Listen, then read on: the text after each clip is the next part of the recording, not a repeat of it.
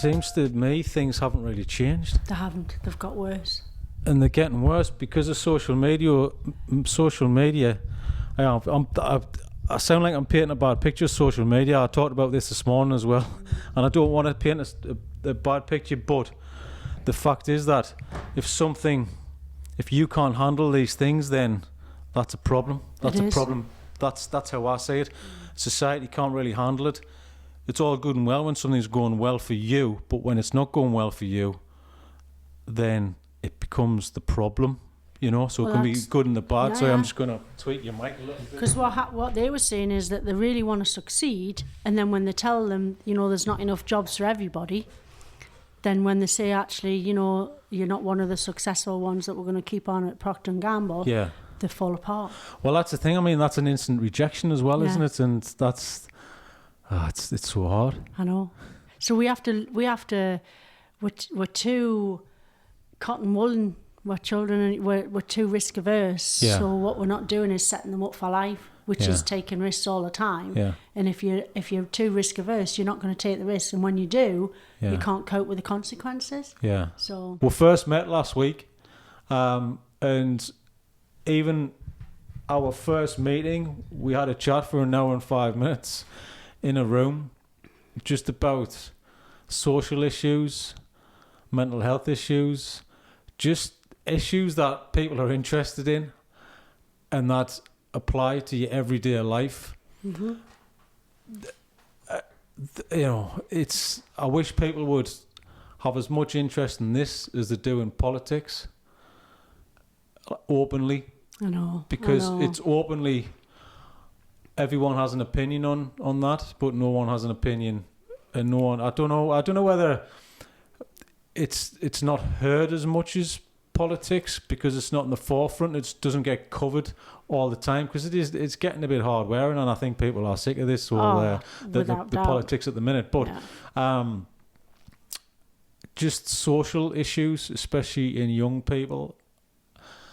I wanted to talk to yourself because I heard your story very vaguely. I didn't want to know too much because I wanted to kind of sit down and chat with you yourself. I like conversations to be fresh. I don't want to be manipulated or have any influence. Sorry, right. Is probably the correct way of putting it on any kind of opinions that I have or just ideas that I've got, and I want to keep things fresh. So forgive us if I go over the many things you're probably talking about. You probably get sick of hearing about the same old things. I did tell you it was like an interview with a vampire. You know, when you sat in the car going over the bridge at the end going, not again.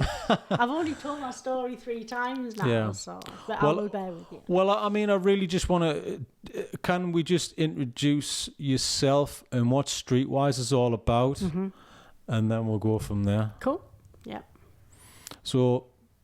Streetwise. Are we recording now? We are. This has all been recorded. Oh my god! And this will be actually in the edit as well. I don't want to edit things. The thing is, the conversations that you have before and after, they're all equally as important as well. Cool. So, and that to me, that's the thing, and that's the thing that I think people want to hear. It's the behind the scenes. Mm-hmm. It's the conversations that aren't recorded because people have got the guard down and they're not on PR head. I've got my PR head on. I need to talk about this. Well, let's talk about that in everyday conversation, and let's kind of make it just a normal. Can we not have a normal conversation? Yeah, we'll waffle on, and there's a few words here and there which we might not want to say, and we'll bumble through it. But that's conversation, and I think more interesting thoughts, and especially honest thoughts, come from a general conversation than they do when you've got a thing in your head to read through. So this is natural. This is as natural as it gets. Then this is what I'm trying to do, and the best things I've seen are conversations that are honest conversations, and people are answering the questions that you want to hear. You want to hear the kind of the highs, the lows, and the sorry I coughed in that one. Yeah, we cough, we sneeze, we kind of drink a little bit of water. I'm getting a bit thirsty. Okay. Feel free. I'm not, we're not precious. Okay, well, give it a go then. So this is Streetwise, and it's a young people's project in the centre of Newcastle. And it's classed as a one-stop shop, so where young people can come into the building and or access any of the services if they're worried about anything at all. And it could be a small thing, it could be something that they just want to talk about, it could be something that they've really been struggling with for years and years and years. And it's 18 to 25, sorry. So it means that Streetwise will cover all the difficult transition stages for young people. So when they're leaving one school and going to a high school, that transition there's always quite difficult for young people. When they're leaving home and going to university, that transition's always difficult for young people. And then when they're leaving university to go into work, quite often that transition's difficult for young people. So we purposefully go from 11 to 25. So we cover all of the ages of young people when they're going through all of those transitions. And then within Streetwise, there's 4 main areas of work that we work with, and one is the advice and information and support side of it. So that's an open access drop-in service. Then we have a team of counsellors. So they work with young people on any sort of mental health issues or emotional wellbeing issues, however big or small. We'll have a team of sexual health workers and relationship workers who help young people who are navigating relationships for the first time or are worried about them or are curious. So all of that in between. And then we have a detached team of young people, of youth workers that go out and meet young people on the streets. So we've got 9 detached youth workers that take everything that we have at Streetwise and share that with young people in their spaces so that they're more comfortable in their communities, and then we take the services to them. And then the wraparound support that goes on around Streetwise is much more in depth around sort of promoting work around social action projects. If young people are really angry about something, we'll give them hopefully a platform and a voice to share that anger or frustration. If there's areas where we're not hitting our target in terms of young people from BME backgrounds, we'll go out and reach them and say, what is it we can do to help you come in and use our services? And then the team are just an amazing team of counsellors, youth workers and sexual health workers that all have a passion and a value base, which is about helping young people navigate life in a way that's empowering. It sounds like you've got an army, not a team. It sounds like you need an army, not a team, because all of that you've mentioned there. And when I came into the office last week, I was amazed at how many people there were actually in the office as well. Because normally when you go into companies such as yourself, there's maybe 10 max, and there seem to be there's 31 of us. Yeah, that's what I mean. It's sort of like it's like a small army, isn't it? Yeah. So because to reach all of those people and to get the help out there, you're gonna need. Yeah. Why haven't you got 200 people kind of? Well, on the we streets? Could do with about we could do with duplicating this model in as many, and there are duplicated models in Manchester and Birmingham, and they're all names different things like street level. There's I think there's base 42. There's 42nd Street. There's lots of different what they call youth information advice centres, where a young person can come in and access everything under one roof. Because the model is that young people have told us time and time again they get sick of being passed from pillar to post. Oh, you need to go here, you need to go there.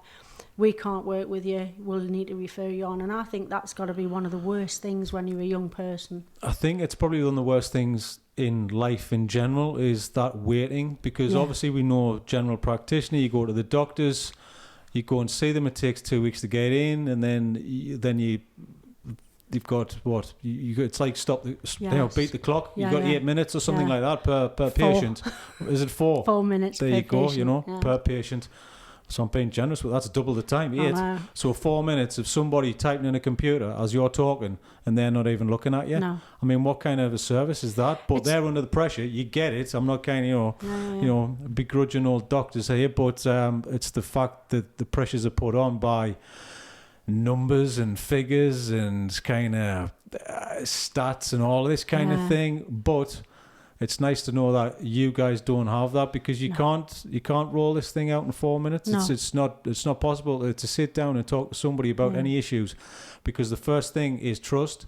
And if you don't have the trust, I'm like, right, when you go into the doctors, you're right, okay, I've got 4 minutes to get all this in.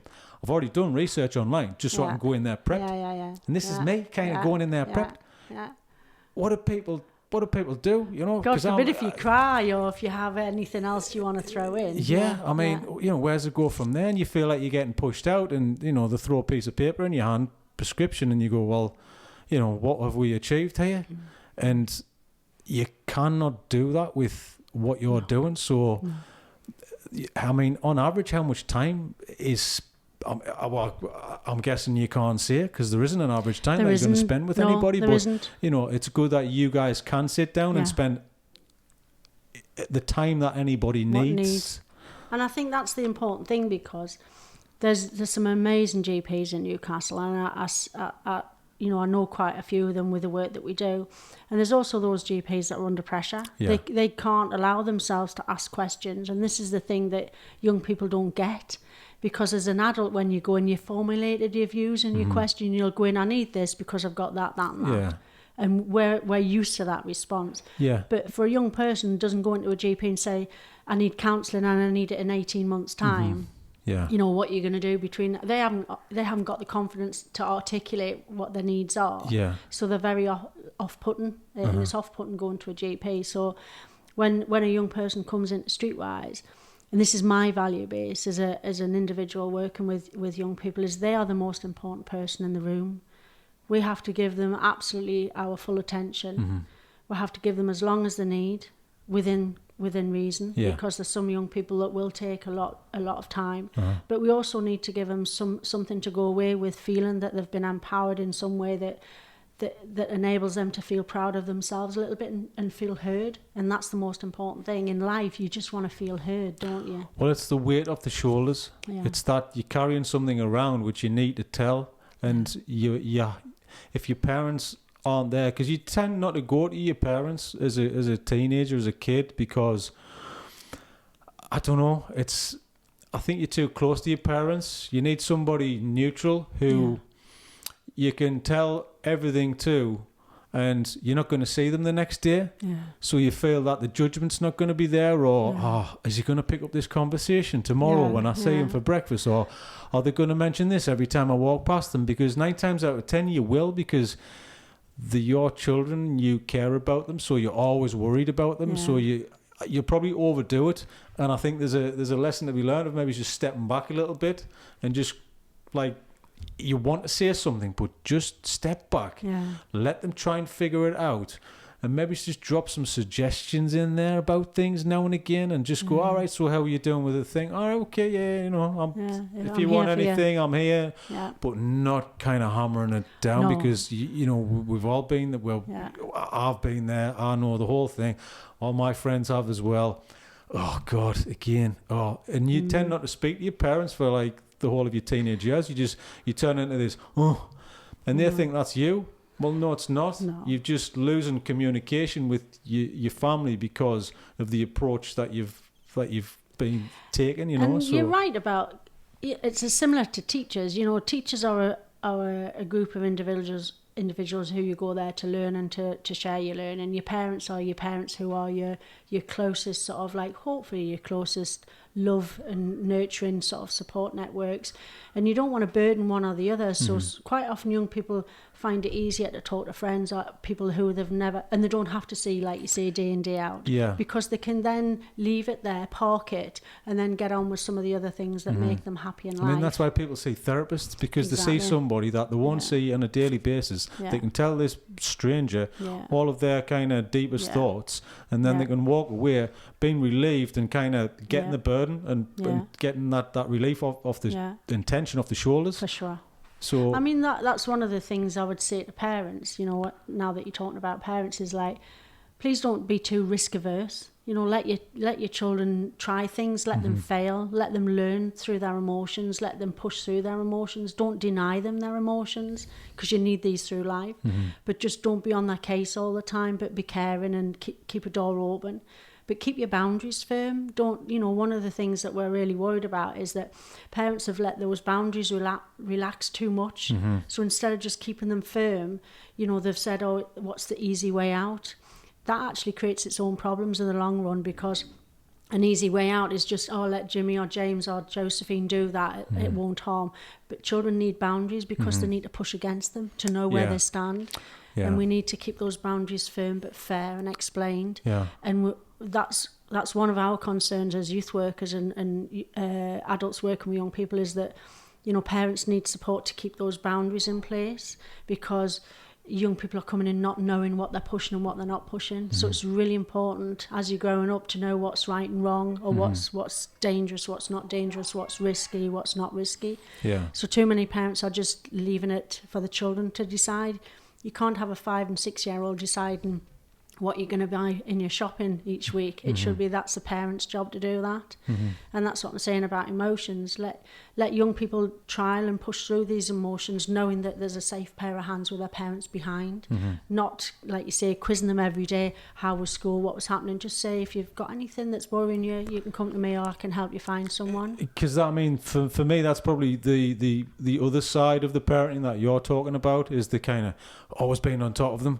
Don't do that, look at that, put that down, and then that could have a detrimental effect on them just as much as not keeping on top of them. Because absolutely. As I'm in the thick of it at the minute with 2 kids, 4 and 6, so you can see other kids kind of where they haven't had boundaries and they're just letting loose. And then there's our kids, we keep on top of them all the time, where it's exhausting and you're like, are we too much? And you overthink the thing, and you kind of, there's self-doubt and all this kind of stuff, which is part and parcel of being a parent. But you're not there to be the friend, you're there to do a job, and that's to raise them as good, solid human beings, so they can go out into the real world by themselves, head up high, and know what they want to do in life, and just be successful and happy-ish along the way. Because you can't be perfect, but you can try and get them to the point that they can hold themselves, as an individual. They can go and get a job, they can have a conversation, they can deal with an issue, they can pick up the phone, they know what to do, they know how to cook some food, go to the shops. It's just the basics of everyday life, but you only know that by doing it or being encouraged to do it as well. So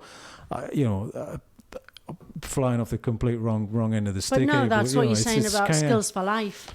It is definitely skills for life, and I think for me that's the job. And so what the point I wanted to make was the testament for us, me and my wife, is you feel like, it's so hard, they don't listen, blah blah blah, and all this kind of stuff.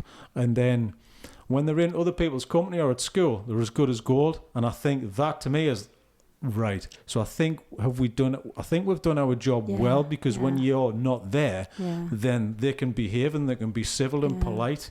So all of these things you've taught them, and you hear the stories, you actually helped somebody today and did that, right? Okay, so because we are drumming it in their head every single day of good parenting. Well, I'd like to hope that we are doing the right things. I'm not saying we are, because it drives us up the wall. But how easy would it be for you to relax? We lose our heads as much as everybody else do. You've got to. But it's kind of, you're human. You understand them as well, and I mentioned to you as well, it's understanding that the traits and the personalities. I'm in a job, and where I come from as how I think and my mindset, I've got to be the chameleon. I've got to figure people out pretty quickly, and I'm interested in people. I've always been a people watcher, so I'm always interested, and obviously, you push a few buttons by what you're looking at, kind of thing, you know what I mean? But as a youth, so it's for me, I'm interested. I'm always trying to keep one step ahead of the things as well. But it's understanding the personalities, and you've got to treat people differently.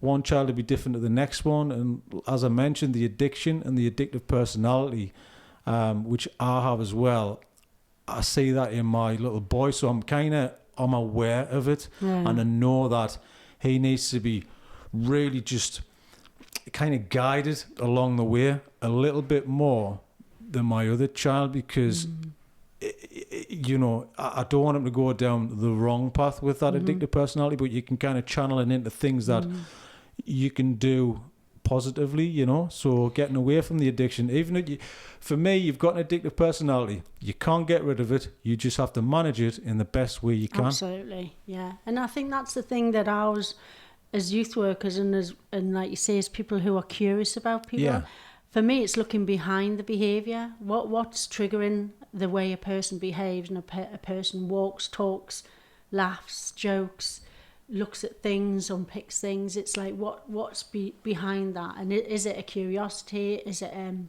addictive personality? Mm-hmm. Is it a vulnerability? Is it a lifestyle that they've been brought up with? You know, what is it that makes that person tick? And when you know what makes the person tick, as in what their likes and their dislikes are, and what their vulnerabilities are, you can put a person together then, can't you? Because the behaviour is just a front, really, of what lies beneath. And I think for me and for the team in here, we love to know what's going on behind young people's eyes when they're giving us the bravado and the sort of like the language and the sort of like, yeah, I'm fine and all the rest of it. We're really keen and curious to find out, you know, who they are, what they're like, where they want to be in life, how we can help them achieve things in life. So we're like surrogate parents in a way, you know. But you'll know the patterns as well, and you'll know straight away that, all right, okay, because generally you get certain types of people. I'm not saying everyone's kind of fits into a box, but there are certain traits that people have. You know, when somebody's talking too much, there's the nervous and the talking over what the thoughts are, and that could be a bad thing. Oh, they seem fine. You know, I've had this conversation recently as well. About somebody who did commit suicide, and it was all life and soul of the party and all that kind of thing. And that's the surface. That's the TV screen. But what's kind of behind that, you know? And what's going on there, wouldn't there? They possibly will have, because when the party stops, what is the person like when the party stops, and the noise stops? That's when the real mental strength comes in. It's where the demons start playing out. In the calm and the quiet, in the bedroom, in the, you know, in the solitary confinement of your own room, which most teenagers, you know, and kids kind of live, even young adults.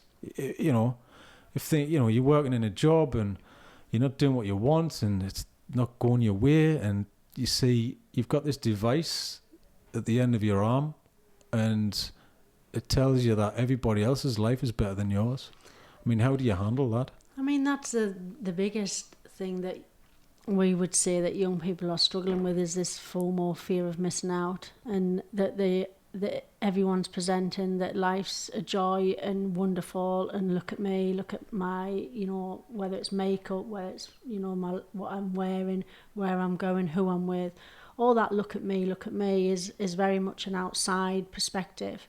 And we really worry about what that's doing to a young person in terms of their happiness, their well-being, having a conversation that's deeper than what sort of makeup are you buying, or you know where you're getting your next sort of like 5 or 10 quid from, or where you're getting your next hit from.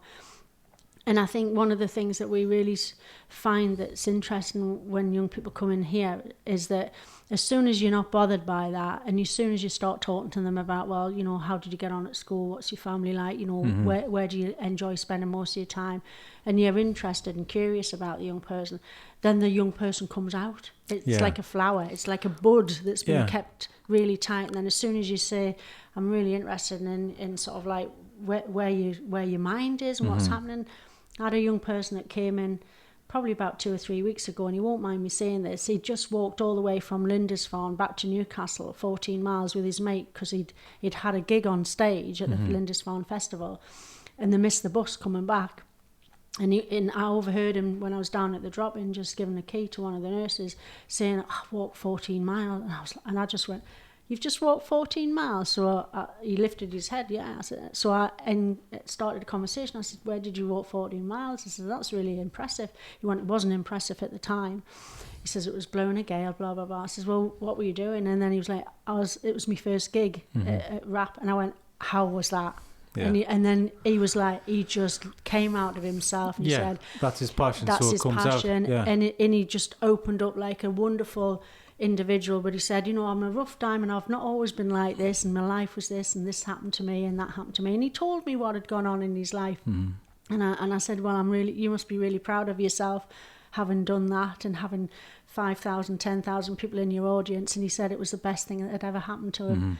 And to pick that little moment in 5 minutes, 10 minutes in the drop-in here at Streetwise, he went out really feeling, for me, really proud of himself, and that's the sort of thing that you want to give, you want to leave somebody with, is a feeling of really feeling like, wow, that was a good conversation. That. But the thing is, for me, it's that little story there. Even if walking the 14 miles, that's something. That's the story, and that's part of the night. That's part of the experience that you had. So you're gonna have that conversation, and that story's gonna be there forever. And then you're gonna tell that story to somebody else, and then they'll say, "Oh, well, why did you do that?" And "Oh, well, I'm doing the gig because I wanted to. It's the first one I've done." And well, why it's the first one you've done? Well, I haven't always been like this, and then unfolds the story of the person, which is what I can probably say now that every single person would want to hear that story. I don't think if somebody goes, I don't really want to hear what you're talking about. It was amazing. Really? Are you kidding? You watch TV, want to know what people's stories are. That's why reality TV. So it's huge, isn't it? It's so big because you want to know what normal people are doing. Gogglebox is one of the biggest things, and it's people sitting reviewing the TV that you're doing at the time. Yeah. And it's good, isn't it? But it is. But the thing is, for me, we all love, laugh, and have the same emotions together about the same things, and they're in tears over something emotional on the telly.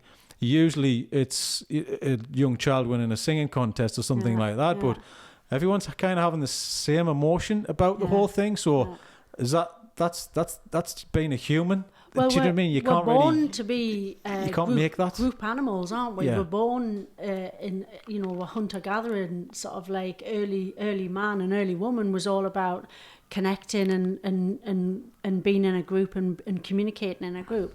You take that away and you put an internet in between us, you still communicate, but you're not in a group as much. Yeah. And where all these reality shows that are really like popular now is the curiosity, and maybe it's because it's missed and people aren't talking about it in their life, or they can use that to talk about what's going on in their life. And I find that the nicest, most uplifting times is when you can talk to people in a group about something you've got in common. Oh, you can laugh till your belly bust, and then you walk away, and the next day you have that memory of being really in a good mood. And the art of conversation and dialogue is so important. And we've asked young people if they wanted to have counselling via Skype or on the end of a telephone or via a computer. Some do because they're quite shy, but eventually they come out and they want a one-to-one conversation. They want to feel somebody's emotion and look at their expressions in their face. Yeah. Because we are by human nature curious about everybody's sort of like responses to you. Yeah, but I think it's easy when you're sitting in front of the person as well. Eventually it is easier. Yeah. Because you can definitely read people easier when you're sitting in front of them as well, and they might open up a little bit more, because the trust's there. Whereas a TV screen or a computer screen, there's still a block there. There's still something there. Too safe, even though it's it? Skype, it's still, there's still a screen there, and you're not seeing the person, and did he blink? Did he look away that time? Or and even that could be important to somebody, because it's probably the little things that people do that can have an effect. Because you could say something now, which is a flippant comment, but it could mean something to somebody as well. So you can take something from anything, and I think that's important as well. Just to keep having the conversation and talk about things. And for me as well, I think sense of humour, if you just keep that sense of humour going. You've got to have a sense of humour. Us Brits, we've got a sense of humour, and we kind of, it's the stiff upper lip. We whinge about everything, but at the end of the day, we can have a laugh about it, have a cup of tea, and constant, it's kind of the ball breaking aspect of things as well, because you do it with your friends. Guys do it all the time in the pub. Will just completely destroy each other, but that's their way of showing affection. And it is, but you're right to mention a sense of humour, because if you can't laugh, and you can't laugh at yourself, then through life you're not going to take life as a pinch of salt. Sometimes, when something happens, you've got to look at actually, you know what, that wasn't really that important, and keep it in perspective. You know, I love Billy Connolly, you know, because all his humour on stage he talks about is just everyday life. Yeah. And the funny sides of everyday life. Yeah. You know, and it's observations. It's him observing it. Yeah. You know exactly what he's talking about, and he's all putting it been away there, because you've all been there. But it's the everyday that kind of conversation, and we love that. Yeah. And it everyone, validates you. But when you're laughing, are you thinking about anything else? No. Exactly. No. So I think for me, it is good, obviously, to keep that sense of humour, but possibly one of the most important things is, like you said, is to kind of laugh at yourself, not take yourself too seriously, because, well, what are you taking yourself seriously for anyway? I mean, we can hear like some teenagers outside of the window laughing outside. Well, at least they're laughing and having a good time in a group of friends. Yeah. And for that moment there, they're not thinking about anything else. So that's a perfect example of kind of what we're talking about here, you know. And I think we do in here. And I think for all the, you know, how you came to interview me was because of my life story. And I, you know, I've never looked back and been bitter and twisted about it. I just think, you know, it is what it is. You are who you are. Yeah. And your path in life gets you to a stage where you think, actually, I need to be comfortable in my own skin. Because if I'm comfortable in my own skin, I don't really give a flying what other people think of me. And I'm at that age now. I'm in my 50s and I'm thinking, this is my twilight zone, you know. I can do things like fried green tomatoes when she says she's got more insurance and her car's bigger than the other person's car. It don't bother me now because I don't have to prove myself. But that thing about proving yourself is something you do through life. Yeah. And you've been taught to prove yourself, you know. Yeah. That's the thing. I mean, you can tell kids this. I've heard it as well. Well, why do you care about what car you've got, what's this, what's that, the shiny things, which should be about achievements, and you always feel better when you achieve. You achieve something. You're number one. You win a competition. You're the best at something. You create something from nothing. It's come from your head, and then you've gone out, put yourself out of your way to kind of to do and create something, and then you see the results at the end of it, which that didn't exist before you did it. You know, and that's what I love about what I do. I can do that and then create something, and it completely ticks the box. Yeah, I could do work all the time, but it's not ticking the inner why I do it in the first place. And it's that passion of create. You've got to create, and that ticks my boxes as well as doing the creative work for other people. Because if I had to just do the work, well, it's not mine really, is it? It's kind of, it's somebody else's thought process and you want to test yourself as well. Can we do this? Can we get this done? How's this going to work? I don't know. Well, I tell you what, step into the deep end, right? And let's just see what happens. Yeah. And I think only time teaches you that. It does. So you can, once again, banging on to kids and teenagers, you can tell them this all day long. They're not going to listen. But it depends on how you approach it, I think. And it depends on the way you communicate that, instead of just pointing the finger and going, you shouldn't care about this because of that. You shouldn't care about this, you know. And maybe it's mentioned, you know, when you did that thing and you achieved and you number one and you won the race, or, you know, you painted the picture you've always wanted to do, or, you know, you played the instrument, you learned how to play the guitar. You didn't know how to do it 6 months ago. That must feel much better than buying that guitar. Yeah. You know, and it does, because that's got longevity. The buying the thing, you got 10 minutes and then you want another thing, you know. Well, you can't guilt trip people into feeling better about themselves. We've been working for 6 months with a group of Czech and Roma young people from the West End of Newcastle that they've been really difficult to engage with. Their culture's different. They get pulled out of Streetwise and back in Streetwise. And we were working with them on an Anne Frank project, which is touring around Britain, and they wanted to take Anne Frank around Britain with Brexit and talking about like hate crime and everything, but they wanted to put young people's voices in this all through the exhibition. So they came to Streetwise and said, what voice of young people would you like to put onto the Anne Frank? And we said, well, we've got a difficult group that we're working with, Czech and Roma young people. Everybody gives them grief, you know, nobody gives them a platform and a voice, and we'd like to work with this group. So last Thursday was their time to shine, because the exhibition's at West End Women and Girls, and this group of young people are really into music, and they've done a rap song around hate and what it means to be a gypsy in the northeast. And Proud to be a Gypsy and hashtag Gypsy was their song. Okay. And they were working with a young person called Kemma Kay, who helped them formulate it and rap it and put music to it. And we said, do you want to perform it? And they were like, no, we're never going to perform. We're never going to perform a song. People will laugh at us. It's a big audience, blah, blah, blah. We might forget the words. All the things like you've just said, I can't do it, I can't do it, I won't do it. And then on the night we said, well, leave it open. We've got it videoed. We can show a video.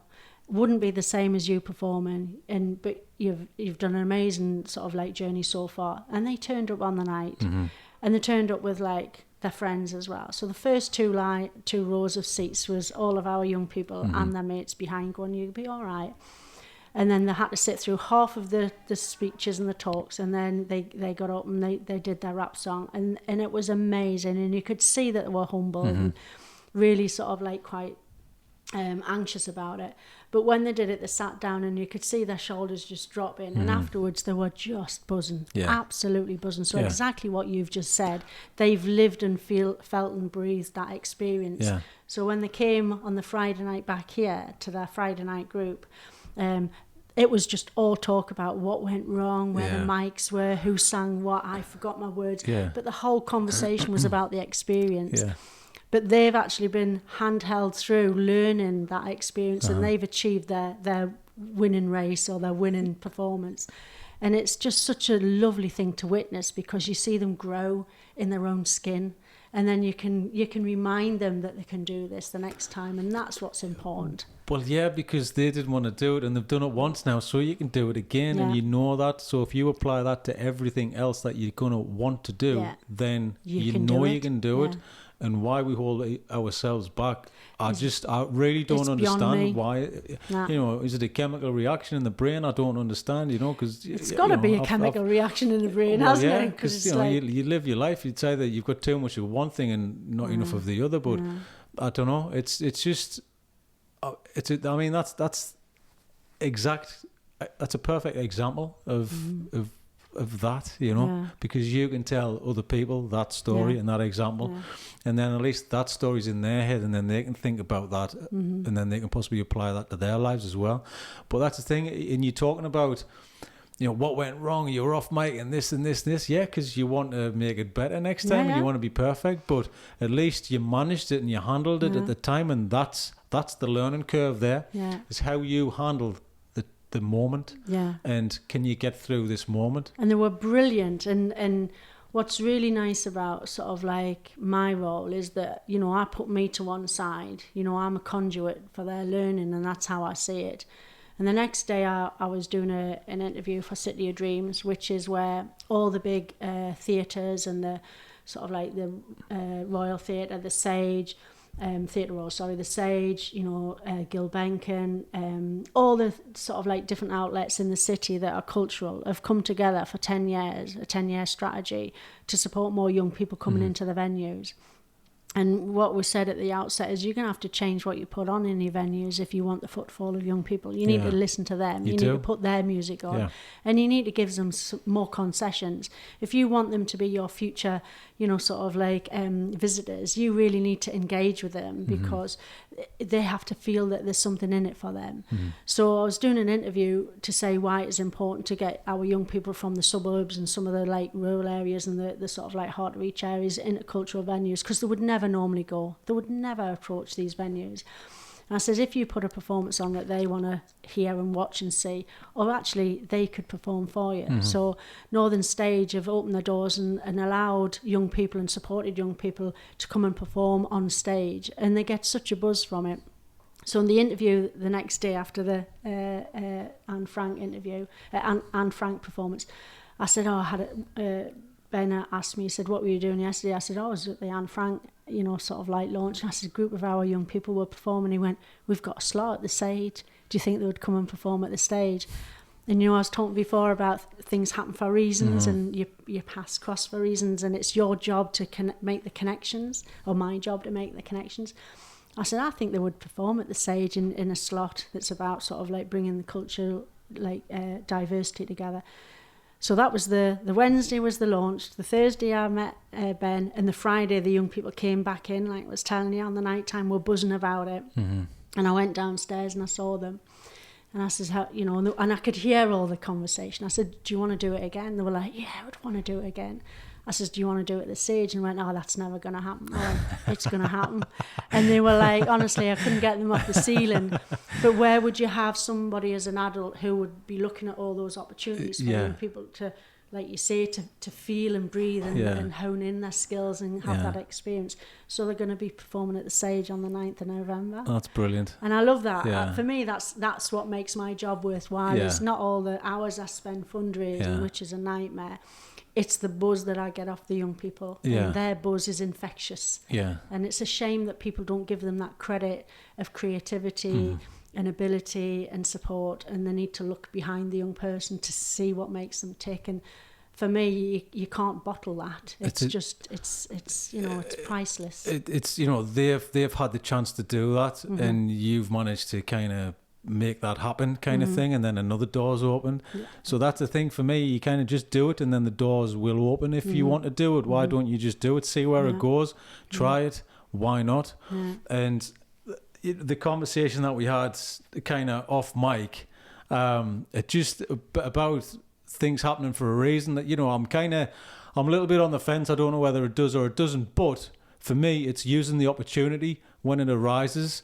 And are you happy to tell that little story? Was from today? Oh, from today I can, it's a perfect time because we're talking about this, and then this story is just relevant. It's something that like you say, either you buy into it or you don't, depending on where you're at. In your own sort of like your headspace. Yeah, because maybe it's a religious thing as well, and it depends on how you look or believe. But everyone go, oh, the wind blew and all it.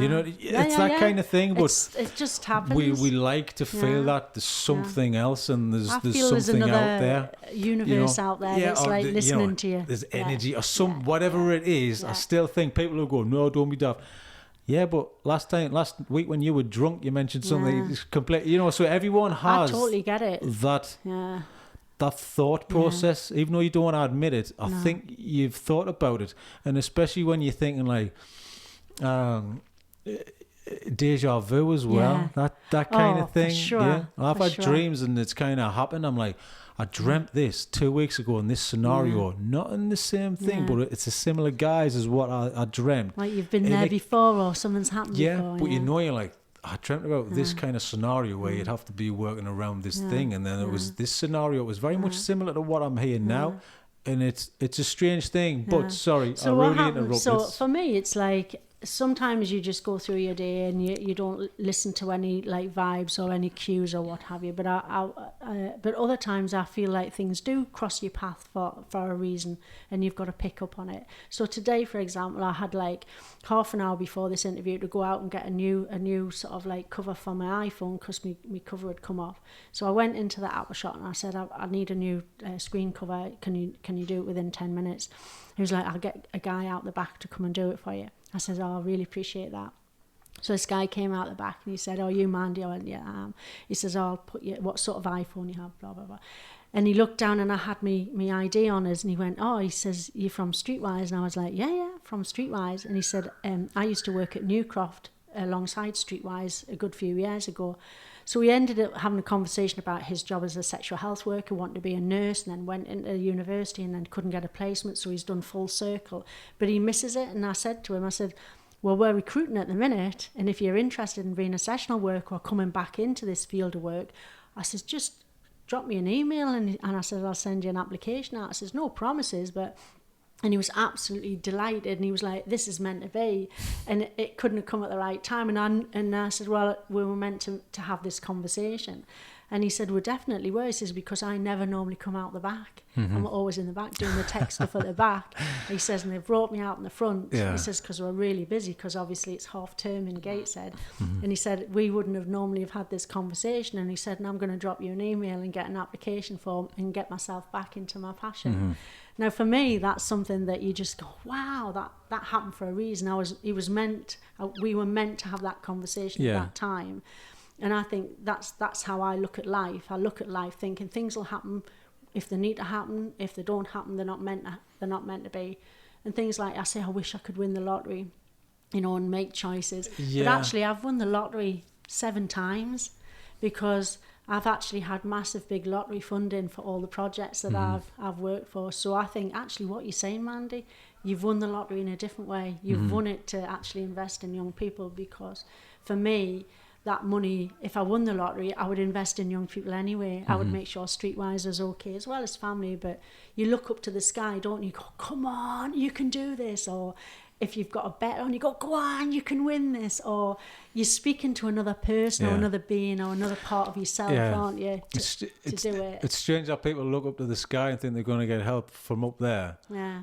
For putting a bet on. Yeah, they do. They just look up and they go, come on. Like, you know, and there's times that, you know, we scattered. You look everywhere for that. Whoa, what can I, you know, is there any lucky thing I can rub to get this win?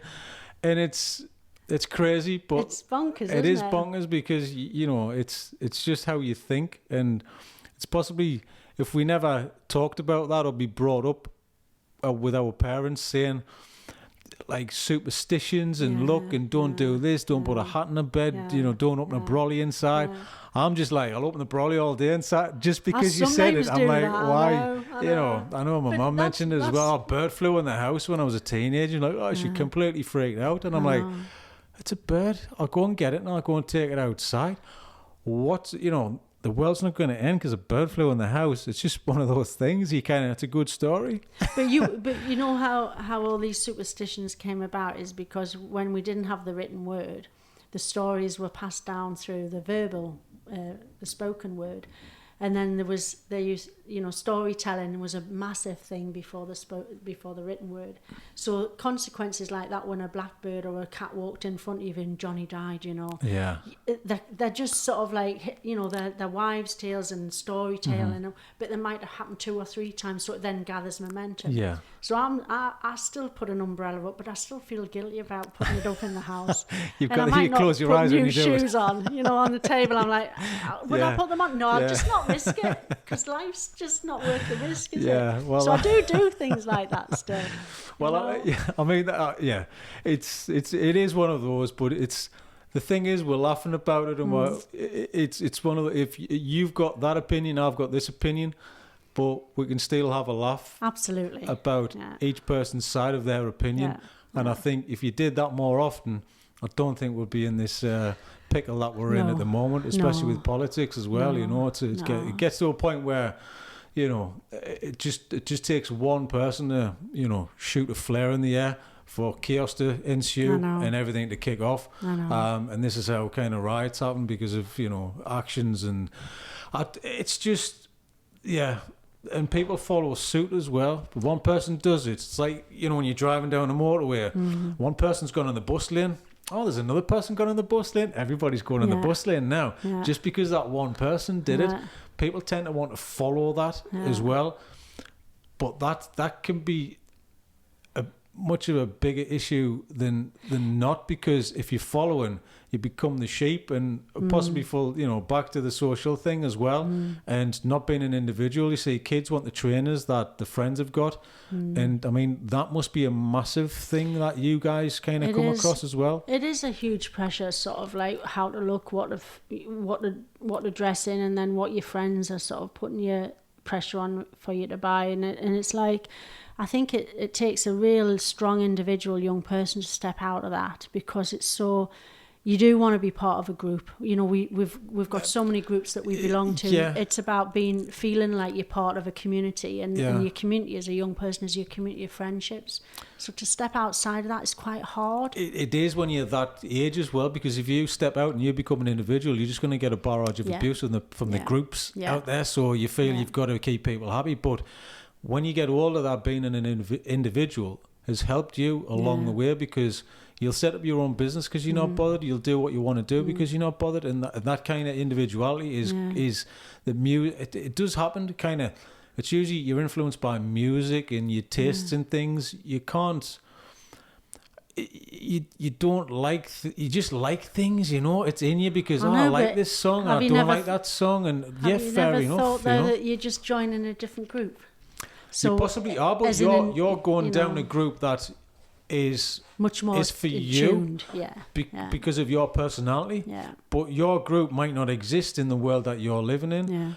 because especially music as well. When I was a kid, it was music, and if you like, if you liked heavy metal, or you're a goth, or you were into kind of house music, or whatever it was, it was kind of, everyone had the little groups, and there weren't many of certain individuals who were kind of goth or whatever, because you'd have to wear it as well. Yeah. So you'd have to turn yourself into that person, but you really want to show everybody who you are. Yeah. And there weren't many people walking around looking like that, or wearing all black or whatever. That's the in thing now. Well, that's the thing. That's the in thing. But you want to be part of a group, but you more so want to be that individual, because there weren't any groups. So I think try and do that, strive to do that, because all of this barrage of abuse, if you can get through it all, that's going to help you in the future, because you're going to get something from somewhere at some point in time. All through your life. All through your life. And this helps you just deal with rejection, because rejection's a part of life. Not getting what you want's a part of life. It's hard to say that to people, because you can only look back and go, if you could only say one thing to your teenage self, what would you say? Because that's one of the biggest questions a lot of people ask as well. What would you say? Is probably just, it'll be all right. Just relax a little bit. Stop taking yourself too seriously. Don't worry too much. But would that teenage person listen? No, they wouldn't. They have to do that to get to where you are now, to become who you are. Exactly. And there's no rule book for parents. It is a lottery, and it's so different for each parent and each circumstances with each child, because everybody's got so many different personalities thrown in there, and you do get through it in a way that suits you and your family. But it's like, there is no perfect family. There's no perfect way of bringing a child up. There's no rule book that you can give to a parent and say, actually, you went wrong on rule 56 there. You know what I mean? You missed out number 7. You can't say that to a parent. Your strong point wasn't 7. No, I'm not interested in 7. Yeah, but you've got to do it. But I think for the message that we get, and I've been working with young people for over 30 years now, is they do want to feel loved, they do want to feel nurtured, even though they might not share it. I think we all want the same thing, really, don't we? Absolutely. And it's a safe place, a home, and to be loved and to be listened to as well. They're the key things, is that nurturing, sort of like someone holding you. And I mean, I've worked with some of the most challenging young people that have been horrendously abused in their lives, and you would not begin to say anything bad about their parents. You just wouldn't, because that love and that bond is still there, even though they haven't protected those children or those young people, because that's something that we all strive for. We all want somebody to say to them, I'm really proud of you. I love you to bits. You're my daughter, you're my son. Whatever you do, I'll be happy with. You're not here to please me, you're here to please yourself. And if you please me along the line, that's a great thing. I just want to be proud that you're happy. And, if we just got back to those basics, it would be a much better sort of like upbringing for our young people to sit around a table. A lot of houses don't have tables now, don't have family meals, and don't play games together. A lot of our young people absolutely love board games. Monopoly is taking a second hearing at the minute. And, I have a stepson, and he comes and and the first thing he wants to do is come and play a board game now. And I'm thinking, he's got an iPad, he's got his phone and all the rest of it, but he wants to have that family communication where we laugh, we look at things, we bring out like a trifle, we splat it on the top. We do lots of things that are fun. And when he goes back to his mum and his family, they'll ask him what he's done and what he's enjoyed. And he probably won't say the Monopoly. He'll say the trip to St James's Park or something. But each time we talk to him, as he grows older, he'll go, that was a great game of Monopoly. And it's the same with the young people. They love the family trips away. They love the time that they spend with their dads. And dads are really important in families and children's lives. And it's like, and boys want to replace their mums with their partners, that look like and feel like their mums, that are caring like their mums, hopefully most of the time. But if we can just put that listening time back into bringing up children and young people, it would be in a better place at the minute, and just stop preoccupying them with things that are distractions. And that's the way that I would look back on my life. Yeah. It's tough, because you do recognise that kids just want to be with you. My little boy said, Daddy, why do you have to work? Why do you have to work? it's a hard one to say because it depends on what mood you're in as to what answer you give. Well, we have to work so you can live in this house and you can do the things and blah, blah, blah, and then it's eat food and all this kind of stuff. But it's trying to put that into a way that he understands. I can't go down a route of, well, if I don't do what I want to do, then I'm not ticking my individual boxes, which I work so hard to kind of, get to in the first place. And I've been in a job I don't like, and he's 6, he's switched off in like 3 seconds. So it's you've got to. For me, it's that drip feed of information throughout the years, and hopefully in 10 years' time, he'll understand what it means to, why you do what you do, why you work so hard. But if he's in there, I'll explain to him, I'm doing this. Who have I seen this week? Oh, I've seen this person. Where are you at? Well, where do you work? I work everywhere. Yeah. What do you mean you work everywhere? It's that kind of thing, It's the why question, isn't it? Like, why, Daddy? And then you say something and he goes, why, Daddy? Well, it's not saying I'm special, but a lot of people, it's like, oh, well, his dad works there. His dad works there. Someone... little boy's dad is in the army and he's going to be away for Christmas. I mean, that could be possibly one of the hardest things ever. And he, when he knew his dad was going away for like 6 months, the little boy was like, he was upset for like a week. Bereft, that is, it's quite a hard thing to handle, and you can't explain that kind of thing to a young child, So yeah, I mean, I'm thinking, well, how do you explain? You can't. You can't. You just, when you have the opportunity, you're present in the opportunity, aren't you? You just put all your time and effort into that child at the time. I mean, I wanted to talk, just if we can mention briefly a little bit about your story as well, since we were talking about family. I thought you were going to nicely switch away from that. Of course not, Mandy. I know, because I just want you to kind of, just a little bit about,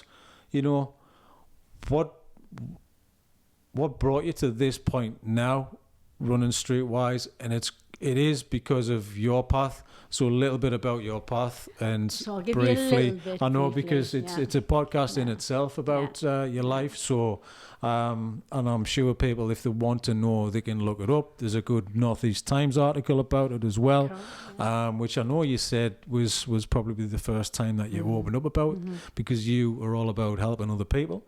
But I want to know a little bit about you. Okay, yes, so please. I'll be very brief. So I was brought up in Lincoln with 3 brothers, and my father was a right gigolo. He had an eye for the ladies, and he left my mum with 4 children under the age of 10. So we were from a single parent family for a long time, and we moved from like quite a nice area in Lincolnshire to one of the social housing estates where it was horrific. And as young people, you get pulled from your friendship networks, and that's one of the hardest things to live with. So then as a 12-year-old, we came up to the northeast because my mum met my stepfather, who was quite authoritarian, and the 4 of us didn't get on with him very well. So before that, though, we were told that we were all going to get taken and put into care because mum couldn't look after us, and she had to decide which 2 of our children she could put in care and which 2 she didn't put in care. And she was told that by social services at the time.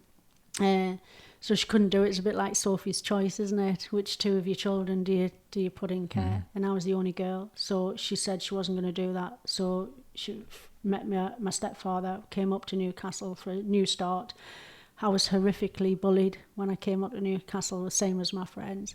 My family, we were beaten up just about every day because we had a different accent, and suddenly, within sort of like 5 to 6 months, I had a Geordie accent, and I never let it go. But then my stepfather and sort of like family and people were saying, well, you'll never achieve anything, Mandy, because you're not sticking in here, you're not bright. I got all the negative sort of like connotations from everyone. And I just thought, I'm going to prove you wrong, because it's like you can go down which path you choose as a young person. And I just thought... So what age, sorry, Mandy? I was 14 at the time when I was being told, you're not going to make anything of your life. Your brothers are not going to make anything of your life. And it's really difficult when you're hearing that from like teachers who don't know you, from, you're ripped from your family, your cousins and everybody. And And my dad, myself, my actual birth father had actually got back to the rest of the family and said, right, see how you get on without me. And it was like a real challenge at the time. So for me, I was bereft. What we were saying before, when your family are split apart, you just feel you're the problem, you know, and that follows through a lot of young people. They always feel that they're the problem when families split apart. And I hurt for a long time, and I also had a big chip on my shoulder as well. Oh, yeah. I had a massive chip. Yeah. Well, probably on both shoulders, saying, you know, I'm going to prove you wrong. But I'm quite a sort of highly strung character that wouldn't accept no for an answer. And as a teenager, you combine that with like quite a stroppy teenager and accept no for an answer, and then getting beaten up every day. I just thought, I'm not gonna let this get me down. So me and my brothers basically pulled ourselves up from our bootstraps, and we started fighting back and sort of like started pushing back. And then my stepfather took my family back down to Lincoln when I was 16. So I decided I'm not going to do that. I'm not going to play that game. So I said, I'm not coming, and you can't make me. I'm 16. I can do what I like. So I was a sofa surfer for about a year. So I stayed on friends' sofas. I was homeless. My mum used to send me £10 up a week, and I had 4 jobs at the age of 17. So I was working as well as staying on at school. And I only stayed on at school because I liked the parties. I was the social secretary, so I did all of the parties, the gigs, and everything, and planned them. I was a really good organizer. And then from there, I sort of like thought, right, well, you know, I've got to do something with my life. I can't stay on people's settees all the time, and I can't be homeless. I've got to do something that's going to pull me out from this sort of like difficult situation. So I decided that maybe I should join the police, because I'm quite like bossy, you know. So I thought, well, I'll join the police, you know, because that'll give you a career for life. But I really liked art as well. I was a really like creative artist, and I liked Salvador Dali, and that was my way of getting out my angst. You know, if you're an angst young person, you need music or art or photography, something that can share how you feel inside without telling anybody and exposing yourself. So I did quite a lot of art, and but I couldn't, if I wanted to go to art school, I would have to go back down to Lincoln and stay with my family. I thought, I'm not doing that. So I tried to get into the police, but I was too skinny at the time. Yeah, with different because it rules. was height and weight applied. So I went down to the Met. I got past all my interviews, and but I was too skinny at the time. So I came back and I work in the dark rooms at Scientific Aids, in the police dark rooms in North Shields. So I was the photographer. Like I used to take all the canisters and do all the printing for them and produce that for the courts and everything. I loved it. But then working with the police, I realised I didn't want to be a police officer to save me life. Yeah. Because they weren't particularly nice people, and they didn't have the same values as me. So I started volunteering for a project in Wallsend, which was for young people that had been breaking the law, you know, and youth offending, and I absolutely loved it. And I thought, this is for me. And that was when my career started, and wanting to work with young people, because my driver, like you say, is that I didn't want other young people to feel like I felt as a young person who was rejected, left on their own, not valued, not validated, but also had lots to give and wasn't given the opportunity to shine. And for me, I've always felt like if I could give other young people the opportunity to shine, that would give me my shine, and it has done all my life, and I've absolutely loved it ever since. So that's my start in life. Well, was there something kind of? Did you feel you had a similarity to these kids? Is that why you wanted to do this? Yeah. But obviously, was it easier because you could talk to them as well on their level? When I was bullied, I ended up being quite a hard nut in the school, so I knew what it was like to be bullied and to be somebody not to mess with. So I could see both sides of that coin. One, I knew what it was like to be homeless and not have a sense of security, and that gives you a real vulnerability as a young person. Another, about being creative and being told no, is not something that sits in my psyche very well. I wanted to be a role model for young women, you know, not to be browbeaten and put into a box and then not shine and not be creative. And also that you know, I was free and I was able to go to parties and I could see what was happening in the drug scene, and I was invited in all those sort of like groupings. But my line was that I would never take anything because I like to be in control. I like to always be the one that's like sober at the end of the night and safe. Yeah. So for me, my trait is I'm a controlled, organised person. I don't like being out of control. So, you know, I saw people taking all sorts of things and doing all sorts of things, but I thought, you know, that's not for me. So when you're saying about standing outside the crowd, I could be in it, but also be out of it. Yeah. Then I learned to drive when I was 17. So I thought, you know, I need to have some independence. So there was a CP scheme at the time, which was the equivalent of the yachts, and the youth, the CP schemes were like the forerunners of apprenticeships. And one of the things that you could do was they would pay for your driving lessons. So I got on one so I could learn to drive. So me and one of my mates at the time said, we'll go on this CP scheme, we'll tick all the boxes, but really all we wanted to do was learn to drive. So I learned to drive at a young age. And for me, that opened other doors of being independent. It's another freedom, isn't it? Yeah. I think it's like one of the most important skills for a young person is to kind of learn to drive, because you do have the freedom. Yeah. I know the world's changed a little bit now, but it depends on where you live, and especially if you live in, you know, an area like we do, that freedom's quite important. You need to drive, you need to have your own car or your own motorbike or your own moped at the time, which was really cool. So because I was on a CP scheme and I was sort of like, then I was in a flat with a mate, we got a car together, like a real beat up car, but that opened up other doors and opportunities. And I just think it gives you that freedom to be your own person. So you grow in your own skin, don't you? And all through that, you know, people are looking at us and think, I'm a Geordie girl, I'm not going to make anything of myself. And I do get that from the Geordie accent. You know, you're not clever, you're from the northeast.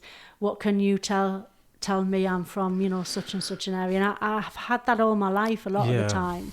But I'm proud to be a Geordie, and for me this is my home, and it's embraced me and held me tight and saved me to some extent. It's difficult that an accent can completely change the way somebody looks at you, just because the way you speak doesn't necessarily come across how you think as well, you know, because there's lots of things going on in your head, but we can all write a lovely articulate letter, but can we, you know, can we spill that out of our mouths? Like, I'm not doing very well now, but it's that kind of thing, and that's a problem, because some people might dismiss you straight away because of that, you know. They do, honestly, they do. It's a class system, and this, I think this country especially, we do get a chip on our shoulder because of the class system, but I think we'll have a good right to do that, because you started it. Yeah. You've created this, you know, and that's why people are like how they are, and that goes all the way down to politics today, because we'll look at it and go, well, it's the same people from the same stock talking about the same things that we've heard for the, I don't know, since I was born, you know, and it never ends and it never changes, and they won't change it. They'll just put a Band-Aid over a Band-Aid over a Band-Aid, and that's what the NHS does as well, but that's a different podcast. And it's difficult because you know, there's so many people out there that can make change happen and can influence change, but they don't always have the platform to have their voices heard. And I think one of the things that I've really enjoyed when you sort of like you move through the ranks of being sort of like a project worker and a manager to like senior managers and what have you, is that people start to take you a little bit more seriously. But you know, sometimes, I was telling you earlier, I might work a room depending on what a room looks and feels like, and if they're a bit up themselves, I'll go in and they've got, we've got speaker Mandy Coppin, she's the Chief Executive Officer for Streetwise, and I'll go and I'll say, right, here's a little bit about me, and I'll tell them that I've been homeless, but I'll also leave the room knowing that I'm a pilot, you know what I mean, and they'll go, how has that happened? We've just had this woman come in who's a Geordie, who's given her sort of like a snippet, but actually is really like informed about young people's issues, knows how to respond to young people, what the culture is for young people, what the next trends are going to be, really like cued in and linked in. And yet there's a Geordie accent that comes through first. Like you say, you'll write a letter, but it's not read in Geordie, is it? Someone reads your letter, they don't read your Geordie accent. They don't hear the accent. You write a book, it's not a Geordie like Agatha Christie, is it? People can be quite surprised because when you pick the phone up, they're like, oh, yeah. Well, why has this changed the tone of the conversation, and why has that changed your, immediate kind of judgment on who I am? It's crazy, isn't it? It's curious. Do you not find it curious? Well, I do, because the thing is, but because you've been in that situation so many times, you just go, all right, okay, we're on this. We're on this one then, are we? We've got this hat on today, have we? All right, okay. Well, let's pull you around, and it's all it is just it's me giving a little bit more work into this relationship or this conversation here, just so I can get who I am across quicker because of an accent, which is bizarre. But you were born with it. I was born in the region. I can't choose where I was born, and DNA give me this voice. Can't change it. Hate it. Cannot stand it. But I was given it. I've got to use the thing. Embrace it. But a lot, you brought up like, don't use the voice, do that and all. And that's what kills the self-esteem as well. And it's I think a put down, isn't it? It certainly is a put down, and kind of, similar to yourself. Don't want to jump on me, which I always tend to do. But it's the chip on your shoulder. It takes a long time to get that chip off, and people can take that chip a different way than what it's intended to be. The chip on the shoulder is really just that driving force to get you to push through the boundaries of people saying, well, you can't do that. And that phrase there is pretty much... chip go, though? When did your chip go off your shoulder? My chip's still there, but I'm experienced enough now in life to not take yourself too seriously, figure it out, but I'll approach the chip in a different way. If someone pushes the button, I'll approach it, but I won't go in all guns blazing. I'll go, all right, okay, yeah. And I tend to approach it with humour or, okay, this is the way the person is, but it depends on the scenario. If it's a professional scenario, you've got to treat it differently because there's other people to kind of that you're representing, as well as a professional mannerism, and that's important. But personal, it's a little bit different because you're talking to me. You're not talking to the person who I represent as a business person. Still, the personality's there, but you have to approach it a little bit different. You can't go on unfiltered because people get a little bit scared of the unfiltered, We're sitting here kind of smiling to ourselves because we know what that is. Everybody knows what that is. It's the conversation you have with your spouse or your partner when you go home at night, and everything's on the table. In the PC world that we live in, you're saying things that you're not allowed to say. You're saying things you can't say. Not to say it's wrong or right, but you're just allowed to vent, and the person who you're talking to can get the humour and knows the intention in which it was coming from, so they don't take offence to it because they go, oh, all right, okay. And that's it. If you made a joke or you had a little snide comment to somebody, one of your best friends outside, and somebody walking past heard that little comment, what are they going to say? You should have heard what... You didn't hear the conversation I was having up until that point. You just caught the back end of like that what I said. But if you go, that was funny, that scenario, or don't hush yourself up, just double down on it and go with it like you're saying you do when you're meeting people. You've really got to go all in, because then people will accept you. All right, okay, right. She's not making excuses. She's not apologising for what she's talking about. She's being who she is, and if you can't accept that, then it's not the right room for you. No. This is not the right conversation. There's another conversation happening somewhere else which you'll be comfortable with. So that's your choice. But don't poison this kind of lovely little conversation we're having at the minute, because we get each other, we're talking about this thing, and then if you don't like it, but it's not your beef, is it? Don't attack what we're talking about, because you don't know the history of certain people. You don't know where they're coming from. And I think that's probably why young people get a little bit misconstrued as well, because it's how you communicate things, and it's just amazing that if you ask that question or delve a little bit deeper, we did a shoot, and there was a teenager who was doing a portrait, simple thing, and I said, oh yeah, so what's your interest? What are you going to do now? Oh well, I'm actually going to I'm aiming to do my commercial pilot's license. Oh wow, right. And I turned around to, I did the whole shoot. I was really interested just because they asked the question about what he was doing, and the client was like, oh, I wouldn't expect that. And my assistant, I wouldn't have thought that.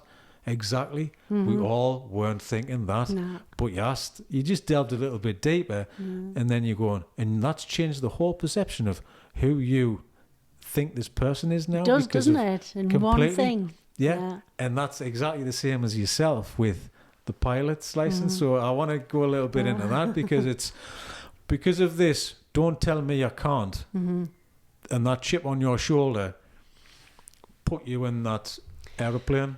It did. And I think, when I was saying, when does your chip go? I don't think it ever does. I think you learn to live with it. You manage the chip. You do manage it. And you might sort of like have one on both shoulders at sometimes, but you've always got it. And I think that's your luggage in life, isn't it? So for me, it's like my chip is, as soon as someone tells me I can't do something, I'm like, whoa, really? And then I give it me all. I'll give it everything I can to actually prove that person wrong. Not for fear of failure, but just to prove that I can do things, and I shouldn't be boxed in a box that says female, subservient, not really good at what she can do. All the things that I think, for me as a feminist and as a female, that you always get judged by. So, being brought up with three brothers who we shared everything. We were in the top of trees, fighting in the top of trees from one silver birch to another. It didn't matter my gender there. So when someone tells me I can't do something, my chip sort of like gets a little glow, and it's like, oh, really? Tap on the shoulder. Sort of like, go on, Mandy, come on. Time. Your time to prove yourself. So there's lots of things that I've done, in my life that I'm really sort of like, when I look back, I think, how the hell did I do that? I was really scared when I've abseiled off buildings, or I've gone canoeing and gone under and gone down sort of like caving, and all the things that you think, yeah, give it a go. You don't know if you're going to like it or you don't. Some things I'll never go back to because they were too scary. But when I was 50, I was telling you, I did want to do 50 new things as 50, because women can be quite invisible. Once you get to a certain age, it happens in like the arts, it happens in sort of like, performance and all the rest of it. And certainly as a middle class woman, I'm like, I don't feel like 50. I feel sort of like in my 20s still, which is really interesting. I always say, keep a hold of your inner child. So I wanted to do 50 new things, and one of them was to play golf. I'd never played golf before. One was to eat asparagus. I've never wanted to eat asparagus, so I ate asparagus, and it was lovely. It's lovely. Okay. You dip it in garlic and you fry. You gently like boil it in water and put a little bit of garlic in it, and it's like one of the things I've missed out in life. I think it took me 3 years to like coffee and olives. There you go. You know what I mean? Yeah. I've yet to try and get through the olive situation, but asparagus was definitely one of those things that I thought, Mandy, you're 50 now, try asparagus. It doesn't have to be big things.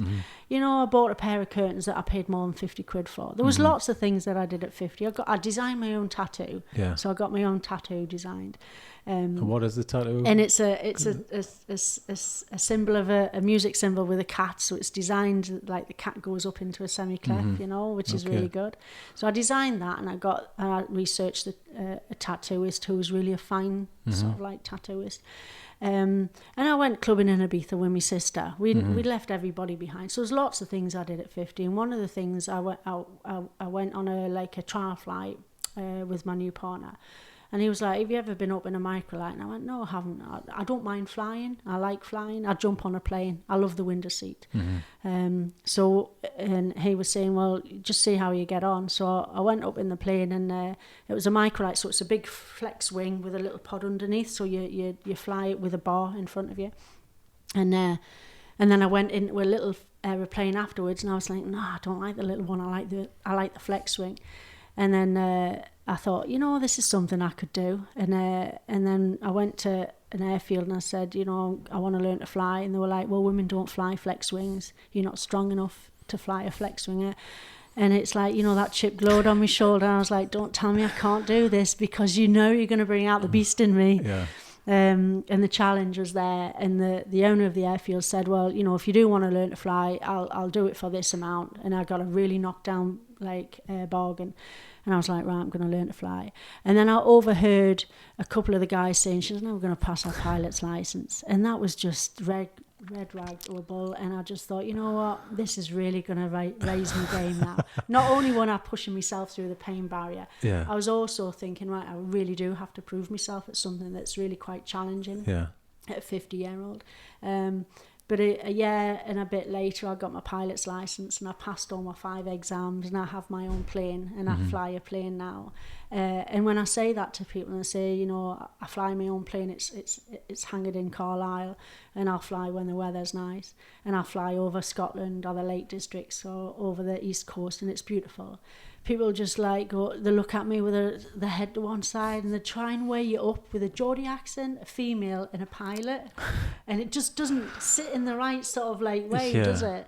So for me, that's an example of the character. Yeah, because you know, immediately you say that, and I go straight to what was your childhood, because I know you're doing this for a reason, and everything kind of, I think, gets deep rooted. It is as a child, and that's when that chip evolves, and you do carry it, even if it's just one thing that somebody said to you at one point in time, that can influence the rest of what you do for the rest of your days.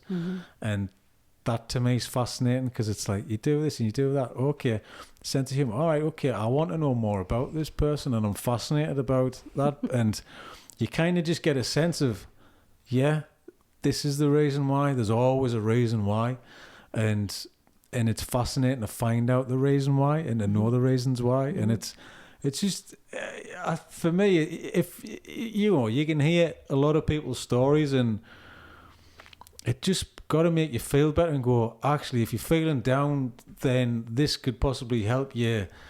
Just think that, all right, this moment's not going to last forever, and there's things I can achieve, and if somebody can do that, then I can do this. You don't have to have the same goals, and it doesn't have to be like you say, flying planes or doing that. It could be the simple things like the trying the asparagus, or you know. It was a major hurdle in my life. Yeah, well, that's you know, and you know, I think public speaking is probably one of the worst fears. And I think there was a list somebody mentioned. I think it was a few weeks ago. I heard somebody mention that. That was number 1, and death was number 2. Oh, I would say we have a death anxiety in this country. But public speaking being above death? I don't know. I think well, I public speak, so it doesn't matter. I learned. But before that, did you do that? Because I mean, for me, I would definitely understand. I know a lot. People who I know, that's just, because they don't think about death, so they think about what's the worst thing that you could do. Well, it's public speaking. Yeah, public speaking. Because it's a thing you can do, and you're frightened of, but you don't understand death because you haven't done it. You haven't experienced it. So you're probably right. I can kind of half understand that, but you know, I don't know. I think there's in this team, so I've got 31 here at Streetwise. There's probably about 2 or 3 of us that actually are comfortable in front of an audience. Yeah. The rest, fear factor is like off the Richter scale, and it is that thing about, what if I make a fool of myself? What if I say something wrong? It's the embarrassment thing, isn't it? It's all of that. The fear of you're embarrassment. exposed on a stage. Yeah. My little boy cries. I'm like, why are you crying? It's because he's embarrassed more than anything else. I'm like, okay, well, I've been there, and you understand that, so you only get better by doing it and experiencing that, and then that gets a little bit easier, it's just like baby step the experience, and I think that's the only way you can overcome it, but you're going to have to want to do it before you step into that. So sure. I mean, you know, does that sound familiar? It is, because I think the more you do it, for me, the more I go in front of people, and age and experience does come into it, because you know your craft, And, you know, you were saying about the sort of like imposter syndrome we're talking about the other Very day. Is much, like there's a lot of people out there think they're not worthy and they think their knowledge is not as good as the next person's. But your knowledge is your own. Nobody in that audience knows what you've been through, what you've gone through, and they don't know that you're nervous. You know, you can portray an image in front of an audience that gets you through it. And I think once you've done it once and a couple of times, you actually, don't get me wrong, I still get an adrenaline kick, you know, before. A little nerve and you kind get of that, thing. like, Yeah, you know, the flutters, and you think, right, have I got what I want to say in my head? You know, there was one time I went and did a conference down in, I think it was Middlesbrough somewhere, and it was about 500 people in the audience. They were all talking about there was like different, it was like PowerPoint after PowerPoint after PowerPoint about health issues. And then we were sort of like towards the end after the dinner session, and you know that people are going to be flagging. And I thought, you know, I've got a PowerPoint, and I thought, you know what, I'm not going to do a PowerPoint. I'm just going to stand and I'm just going to tell them what we do. So I come to the stage, you know, and there's this raft of audience in front of me, and I was like, right, I said, I'm not going to do a PowerPoint. And everybody just sort of like looked she's not going to do the PowerPoint. She's not going to do the death by PowerPoint. I said, I'm just going to tell you what we do, you know, breaking the rules. I'm not going to do it. Shoot me if you want. What's the worst can happen? Going back right through to they can say no, or you know, you've failed. That's the worst that can happen. But I didn't do a PowerPoint. I said, this is who I am. This is what we do. This is what we find. This is the feedback. And that's what it was. And if you want to talk to me about, or the team about young people who are in the foyer, we've got all of our resources, blah, blah, blah. And this is our specialisms. And, you know, and I told an anecdotal funny story about a young person. And the audience were laughing. And I left them with a feeling of like, thank God she didn't do a PowerPoint. And it was about 2 or 3 months later. And we had visitors' days at End House in Durham, and there was about 12 or 15 people came for the visitors' day. And one of the visitors said, you did the stand-up. And I went, where was I doing the stand-up? She went, it was death by PowerPoint all day, and you were like a breath of fresh air because you just didn't do it. And you just said, this is what we do. And it was inspiring. It stayed with me. I wanted to come and see what you did. The whole of our table were talking about it afterwards, and how inspiring not to just go with the flow. And sometimes you've just got to step outside, even as an adult, haven't you? Well, you do all the time. I mean, you mentioned as well, just a tiny little thing. If you've got your inner child, we're all children. We're just grown-up children. So why do you have to change that? Yeah, there's a responsibility of not being a fool, but there's a time for just being silly and being a fool and changing it up a little bit. But it kind of worked what you did. And but if you did that, you know what all the other PowerPoint people are going to be thinking now, we're not doing a PowerPoint next time. And then you're going to go in and they're going to have a very strict written section where they're going to try and be funny. And that's just as bad as the PowerPoint, because you find now it's, this is the formula. So everyone starts doing the formula. Complete car crash, because they don't get it right. They don't get it. Because it's not coming from a genuine place where you're coming from a genuine place. And that's the issue. Oh, well, we'll have to be doing that because this is the way it's got to be. And it's like when they walk on stage, you know, it's like the politician with the sleeves rolled up and no tie on, and you go, he's doing his factory visits. His casuals, he's doing his casuals. He's talking to the people. Do you know what I mean? And you can see through it, can't you?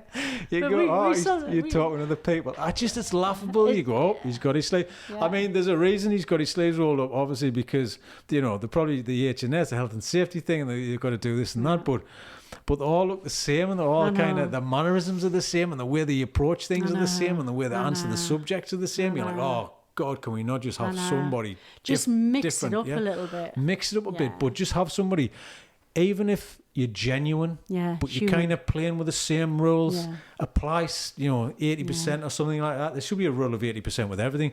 Diet, fitness, nutrition. Do you know what I mean? It's like everything should be applied with that kind of rule. Go on the iPhone, but just be a human for 80% of your life, you know. And it's because it's quite hard, because I think people are like all or nothing as well. We'll do the 80%, all in, you know, and just save that little 20, and then you don't put the pressure on yourself to be having to be perfect all the time, because you'll never achieve even the 80-20. You'll be like 40-60. You'll be all over the place, and I think that's the one thing that I think is maybe a sort of like, when people have like a signature, when someone, George Clooney is like the smooth, sophisticated sort of like image, and then you've got Beyonce that's the, sort of like everybody wants to, sort of like those images conjure up sort of like the behind, and for us, we like to mix it up. So one of the next sort of like talks I've done, I actually put a raffle ticket on everybody's, and I drew a raffle before I did my speech. I was like, right, we're doing a raffle. Gets the energy in the room. And everyone's like, what number are you? And it honestly brings out the inner chat. I've got 45. I hope she picks 45. Yeah. And the whole audience changes. Or we'll put a condom on it. Everyone's sitting, we're doing sexual health, and everyone picks up a condom. The next thing, you're embarrassing your audience into thinking this is something different. Yeah. And then we'll say, right, we're going to give you a health and safety as a condom, as a warm-up. Can you share it with your person next to you? And we'll do something that's a bit more participatory and it's engaging. So when you leave, they go, oh, you remember Streetwise? They were dead different. They're not just stand up and talk at you about young people's issues. But they're going to remember the point as well. And if they're embarrassed about a condom on the seat, what's a teenager going to be? Exactly. So that, to me, that's the first thing that came to my head. Well, everyone's embarrassed. Well, yeah. How do you feel? How do you feel? Yeah. Well, you feel the same as a teenager would feel. You've got more experience. You should be able to handle this and go, hi, condom, all right, okay, condom.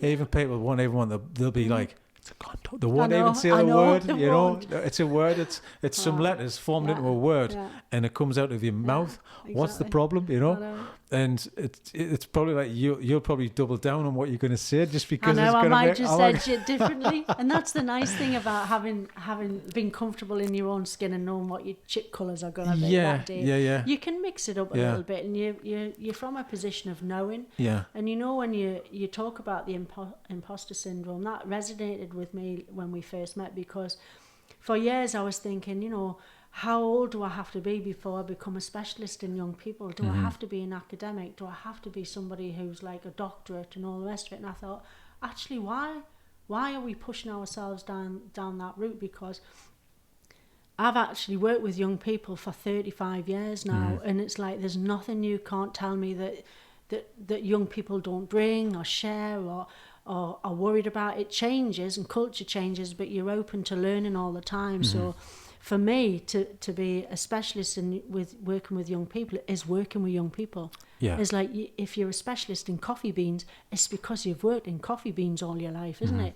You know how they grow, you know what nurtures them, you know what feeds them, you know what sun to shine, what's the best weather.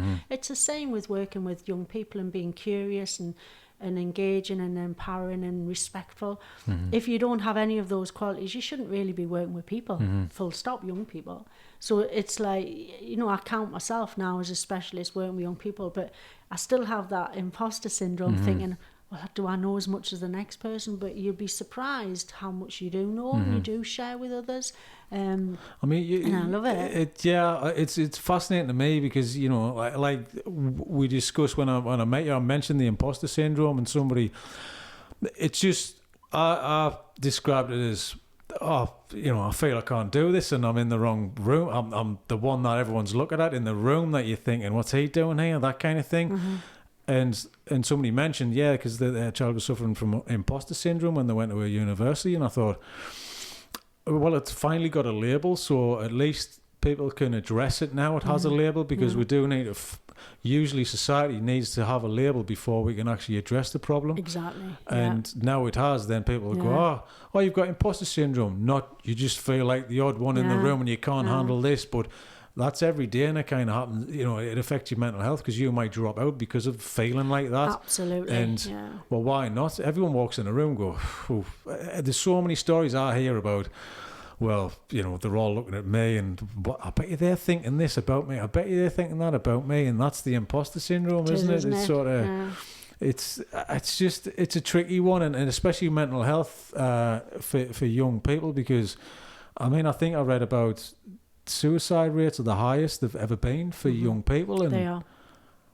In today's day and age, you would think everything is better than what it was 20 years ago. The whole Me Too movement, now it's all coming to light, to the forefront. which it should be, because people in power have been getting away with it for far too long, and that's just a different kind of class system. People in power have been putting other people down, and you can't achieve because of the person in power. Very similar traits. I'm not saying I'm not putting the same on the same level, but and that surely is still, clearly it is still affecting young people in mental health, and the suicide rate's been high. Why isn't it getting better? And why today, with all that we know, the knowledge, is it social media? Is it the pressures of life? Is it? It's a combination. 2018 was actually the highest suicide rate in young people for the last 2 decades. So it's gone up by 24%. Really, 24%? So it's like a quarter of our young people, it's gone up a quarter in the last year. And it's quite staggering. The North East has got the highest suicide rates for men under 50 in the country. And also suicides amongst young men themselves has gone up sort of significantly. And what we've been hearing lately is that, suicide rates for men who are divorced are 3 times likely to take their lives than women. So there's a lot of pressure on families and a lot of pressure on young people. And when you're talking about sort of what are we doing wrong, I think we are leaving our young people to stagnate into despair. And if they think that suicide is the only way out from somewhere that they've got themselves into, and there isn't another way of coming back from that, then we're really letting our young people down. And the pressures around them, like you say, social media is great in one respect. You can Google just about anything now, or YouTube anything, to learn and to share to share knowledge. But equally, you can be quite isolated by what you've seen other people doing, and that's not their real lives. That's sort of fake. It is fake lives. So we're pushing our young people into feeling that they're not worthy and that nobody's listening to them. And for me, it's like the numbers of suicidal young people coming through the door is horrendous. They should be enjoying their lives and really shining and flying, but they've just got such self-doubt now and such anxiety and angst that we've created that, as a culture, as a society. We haven't given them the opportunities to say, actually, you know what, if it don't work this time, I'll try something different. We need to be doing something different with education. We're not educating our young people for life skills. We're educating them to learn about quadratic, equations. If they're not going to go down that route, you should look at what their skill level is and what their interests are. So we're not treating young people as individuals as they should be. Because I know I mentioned as well, it's the yin and yang. There's the equal and the opposite. Everything that's great and good, there's got to be an equal and opposite. Everything in life is like that as well. So you can get this great thing, great feeling. It's like, go out drinking, feel great. Next day you get the hangover. It's the yin and yang. You've got to have the equal opposite, to kind of everything really. So, and social media is great. The internet's great, but it has created something. And especially like you mentioned before, is adults are possibly putting devices underneath kids just because it's like it's a distraction in that. It's more like, I just need a break from this. Because this is hard to do, this parenting thing. So here's a device, and it really alleviates all of that, work and effort and pressure and stress that daily life kind of gives you as a parent. But on the flip side of that is you've started a catalyst of this person wanting that thing, and then they're going to be a teenager wanting that thing, and then they're going to be a young adult. We're bad enough as adults picking the thing up. Just as you get older, you're more self-aware of picking it up. So you might put it down and go, I need to stop doing it. We all do it. The first thing you do when you flick your phone open is probably the first, it's Instagram or something like that. That's the first thing you do in the morning. First thing you do in the morning is check your phone for what? What's happening during the night? Family dynamics have changed though, because at one stage, you could survive within a family with one wage earner. Now you've got 2 wage earners that your do parents need. aren't around. They're we're not the as same. around we're as much all because 6 or 7 o'clock at night. And so you're passing each other sometimes in shifts, and our families are really, we've got working poverty. We've got families that are working full time and are still not earning enough to live, in terms of a living wage. So you've got the children in the midst of that, where you've not got a parent at home. It's a luxury now to have one parent who stays at home till the children go to school. Yeah. Those dynamics have changed. So it's not the family's fault. It's like we've evolved into this like way of being, but we have to have both parents, either both working or one working part-time. So your time is precious. So it is easy to do the distraction techniques and put an iPad there and put a game there or the television on here, because you do need to have your downtime. And if your children are staying up late, you're not getting your downtime with as adults. So you can understand how it's come to this, but the consequence of this is that actually we've got what we've got. You know, you reap what you sow. So we've got young people that are really familiar with this, with the devices, but parents that aren't talking to the young people as much. But do you think that has had a direct effect on like young people and suicide rates? Yeah, I do. I think that young people don't feel they're being listened to or heard.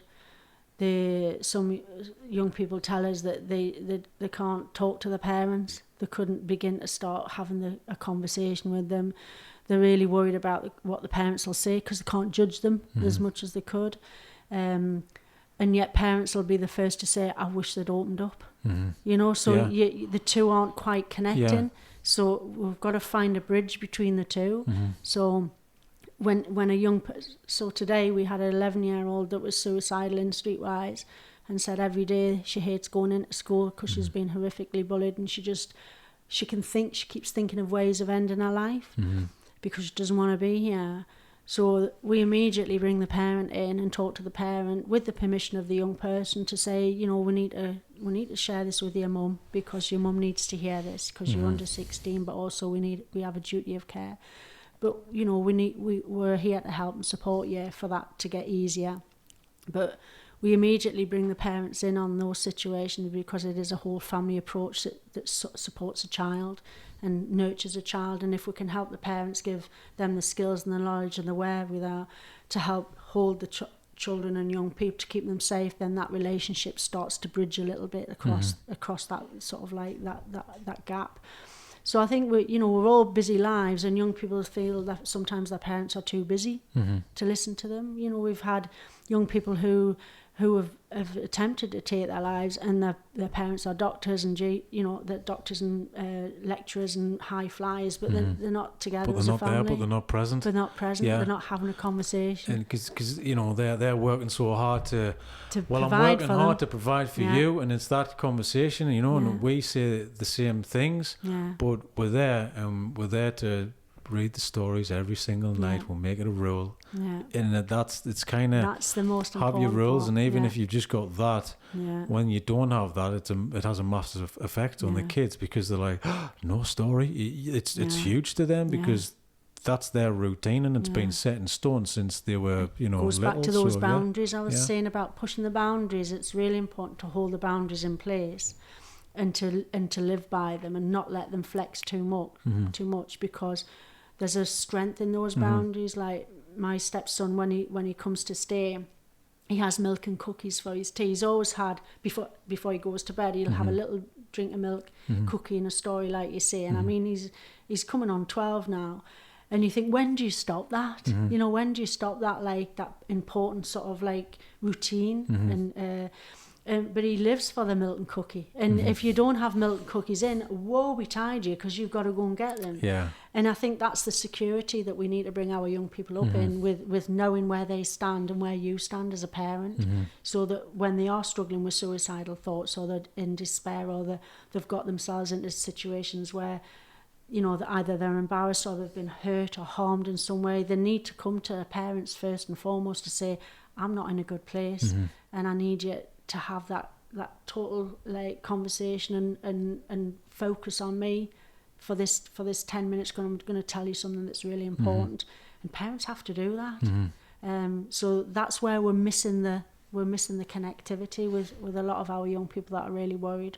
I mean, but obviously you guys help that, though. You'll bring the parents in. I mean, do you guys help connect here? Because I mean, I can imagine, because we're sitting in your premises and there's possibly people talking right now who are getting help in the building as we're talking, and so that's a fascinating thing to know. It is. There's 3 counselling rooms behind us. They're busy all day. So we counsel about 150 young people a week. So they come and go. You never know who's in the building. You just know that there's young people in the building with adults that are going to help them. The parents we don't allow to sit in the main areas because we don't want young people coming in when there's adults who they don't know. It's the pressure, isn't it? So they immediately think, oh, we're gonna breach their confidentiality, or they can't tell us what's on their mind. But what we're very clear when we meet with young people for the very first time is we talk them all through the confidentiality policies and process and procedures. But we also tell them that if we're worried about anything, if we feel that they're at risk of harm, we will tell them that first, and then we'll then ask their permission to share that with an adult that they're comfortable with, a parent or social worker or police. And they know that from the outset, so then it's their choice to tell us what they want to tell us. So we take it that when they do tell us that they've been harmed, or they're being sexually harmed or abused or groomed or what have you, they tell us because they want it to stop, and we take it that then it's our job to then help make it stop. Because the choice is the young person's at the end of the day. And that's when you're talking about power and relationships. It's really important to let young people just tell their story when they're ready to tell their story. Well, it's good that there's a place for them to go to. I mean, it must give you satisfaction. It's a natural good feeling when you've helped somebody and you feel, you don't think about anything else. You just feel, I've done something good, and I've definitely my driver. Yeah, because that feeling's like a little kind of, it's like a little dopamine hit. It's like, I've kind of changed somebody's life, and you're changing people's lives every day, and especially everybody in this who works at Streetwise as well.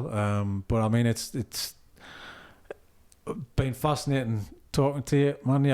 We could be here all day, and we could have a whole kind of series about this, but I hopefully in the future we can kind of sit down and talk about more, because I think this conversation never ends, and there's much more to be said as well.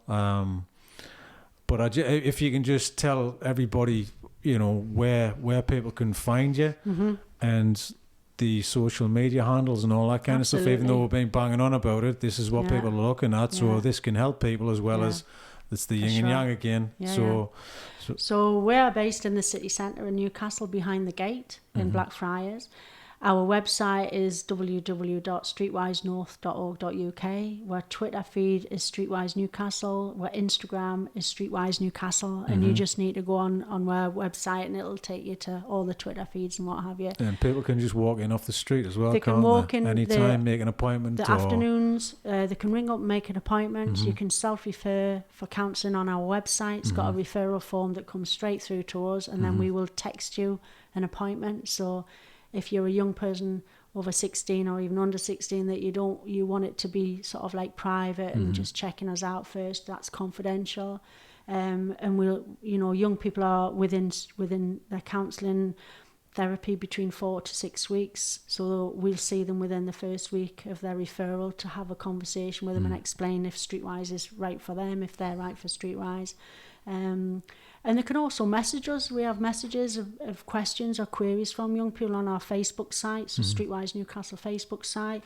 It's got like an interactive message board, so if you're worried about anything, if you want to know about if you're pregnant, or if your best friend's doing things that you're not sure about, or you're worried about debt, or you're worried about a family situation, you can message us and we'll always give you an honest response, or we might ask you to come in if you want to talk to us about it. But it has to be, it's always on young people's terms. So we would never make a young person come to Streetwise. It's their choice. Fantastic. Thanks, Mandy. It's been great to talk to you. And you. Brilliant. Thank you.